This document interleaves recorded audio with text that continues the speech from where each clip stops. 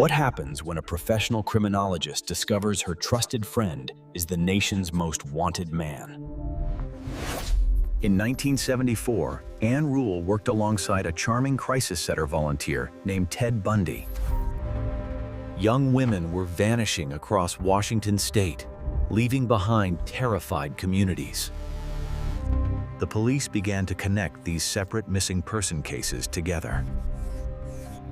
The killer's signature involved brutal, blunt force trauma to the head. A profile emerged of a handsome, intelligent African-American man in his 40s driving a Volkswagen. Anne Rule began writing about the murders, receiving confidential police bulletins. The murders suddenly stopped in Washington, but began in Utah and Colorado. The murders suddenly stopped in Washington, but began in Utah and Colorado. Police identified a tan Volkswagen Beetle near the abduction site. A license plate check led police to suspect Theodore Robert Bundy. In Florida, he entered the Chi Omega sorority house at night. The attack was frenzied, leaving distinct bite marks on victims. Crucial forensic evidence linked fibers from his van to the scene. Investigators in Colorado relied on a specialized forensic matching process. The focus of the investigation shifted to a new region entirely. The fugitive was finally apprehended after a dramatic police pursuit.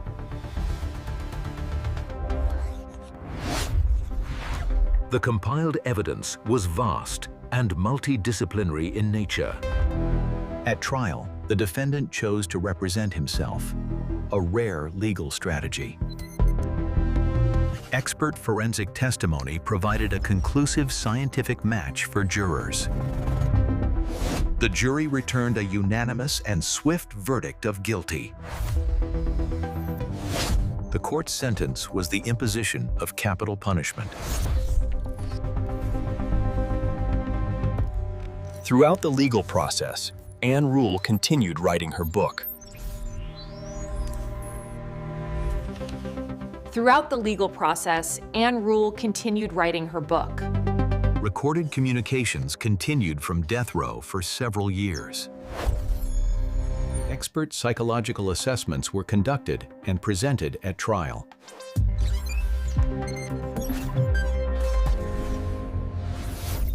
The investigation was a complex, multi-state effort spanning years. A full decade of legal appeals followed the initial verdict. Final recorded statements were given by the inmate in early 1989. The legal case reached its conclusion in January of 1989. Anne Rule's book became the definitive account of the case.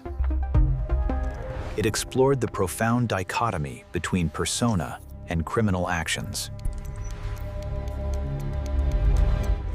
The case influenced future investigative procedure and victimology. The story serves as a profound study in human deception. Anne Rule built a renowned career on this foundational work.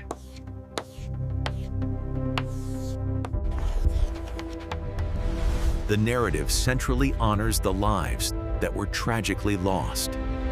The author balanced subjective personal knowledge with objective evidence.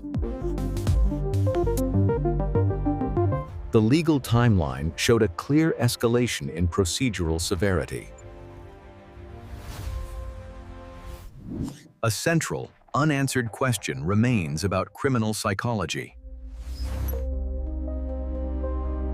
The analytical mapping is complete, but profound questions linger. The book endures as a uniquely personal true crime chronicle. This case significantly altered future investigative protocol and behavioral analysis. It was solved using pre-DNA era forensic techniques and trace evidence. The story provides a stark case study in human deception's capacity.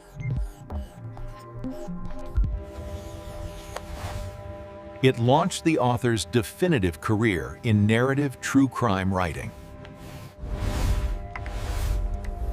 The narrative's core is a memorial to the documented tragedies. The author uniquely wove personal perspective with the judicial process.